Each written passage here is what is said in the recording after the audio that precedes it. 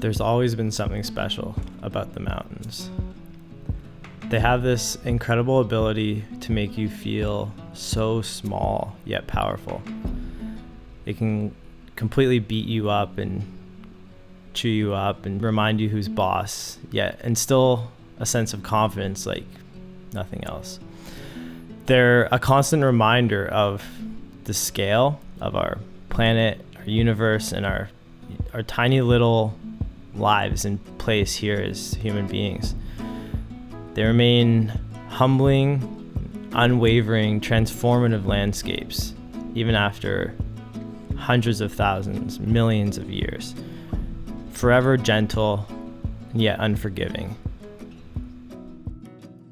I lived my entire life in Ontario. My parents and most of my close and extended family are all from there. You know, all my childhood friends and all the memories of places I've been, and my girlfriend, my career, and a large part of my work was based there. So kind of on the outside looking in, it seemed pretty obvious that I make the easy decision, take the path of least resistance and, you know, stay in Ontario for, you know, the rest of my life, I guess. To continue down that, I think that path, you know, of comfortability, of certainty, of consistency, and ultimately, you know, just doing and choosing the thing that, you know, what you feel gives you safety in knowing what the outcome of, you know, your life essentially is gonna be and what that's gonna look like.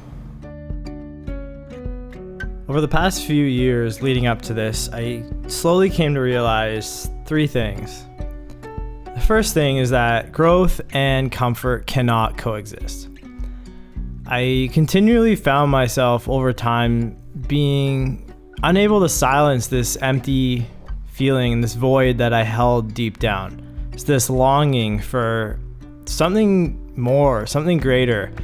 And it seemed to me like it was a challenge that I kind of knew that if I faced it head on, it would present this growth opportunity that I've been yearning for. The second thing I realized is that ultimately we need to be responsible for our own happiness. If there's something gnawing at your soul and itching in your gut, then you owe it to yourself to listen to that voice and do what it is you truly feel you need to.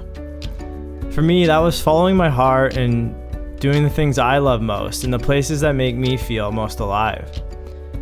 Going for hikes, backpacking trips, trail running, cycling gravel roads, all with the incredible beauty of our planet evident in every step, every pedal stroke, every breath, and every beat.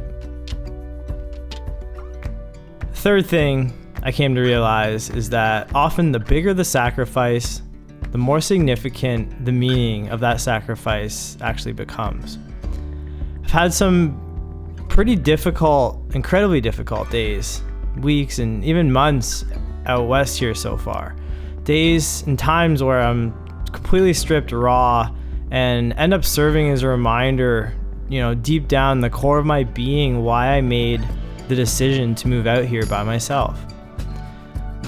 I think of the sacrifices I've made, you know, the adversity and uncertainty I've faced, and the meaning and the purpose that has came from that, and it's incredibly powerful.